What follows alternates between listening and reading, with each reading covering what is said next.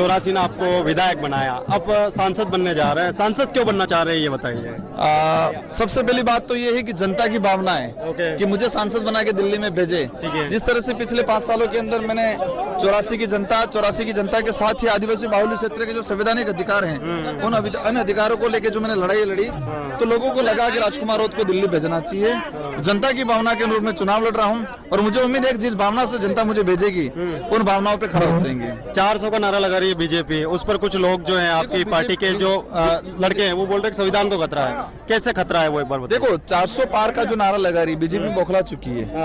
ऐसा कुछ स्थिति नहीं है, पूरे देश में स्थिति बहुत भयंकर स्थिति है और हमारे साथियों का मैं खुद कह रहा हूँ कि ऐसा कुछ नहीं है, कुछ नहीं होने वाला। 200-250 में निपट जाने वाले हैं और 400 पार नारा इसलिए लगा रही है कि हम संविधान के परिवर्तन करें, लेकिन इस संविधान को इतनी आसानी से परिवर्तन नहीं कर सकते ये, और उस काबिल हम उनको बनने भी नहीं देंगे।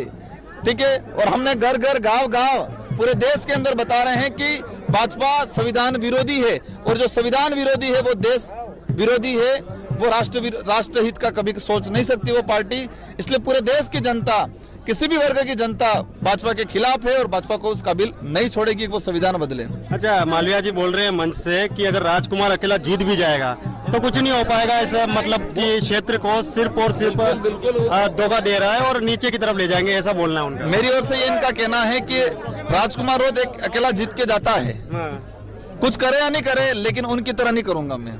उन्होंने जिस तरह से भ्रष्टाचार किया है, इन्होंने जिस तरह से युवाओं के साथ खिलवाड़ किया है, इन्होंने जिस तरह से आरक्षण बेचा है, मालवीय जी का कहना है कि राजकुमार क्या करेगा। राजकुमार आपकी तरह बिल्कुल नहीं करेगा। उन्होंने जो काम किया वो राजकुमार नहीं कर सकता है। उन्होंने भ्रष्टाचार करने का काम किया है, उन्होंने लोगों की भावना के साथ खेलने का काम किया है, उन्होंने आरक्षण बेचने का काम किया है, वो कतई नहीं करेगा। राजकुमार करेगा हमारे क्षेत्र की संवैधानिक जो समस्या है, संवैधानिक जो कंफ्यूजन है, उनको क्लियर कराने का काम करेगा। राजकुमार एजुकेशन पे काम करेगा, राजकुमार विकास पे काम करेगा। इसलिए चिंता नहीं करे, वो क्षेत्र की जनता को पता है कि कौन हमारा हितैषी है। 40 साल तक बागीदोरा की जनता ने, आसपास की जनता ने उनको अवसर दिया, लेकिन जनताओं के साथ उन्होंने खिलवाड़ किया। हमने देखा बागीदोरा की सड़कें कैसी है, हालत खराब है सड़कों की, क्या विकास किया उन्होंने, सरकार में रहे। इसलिए आप निश्चित रहे बहुत अच्छा परिणाम आएगा।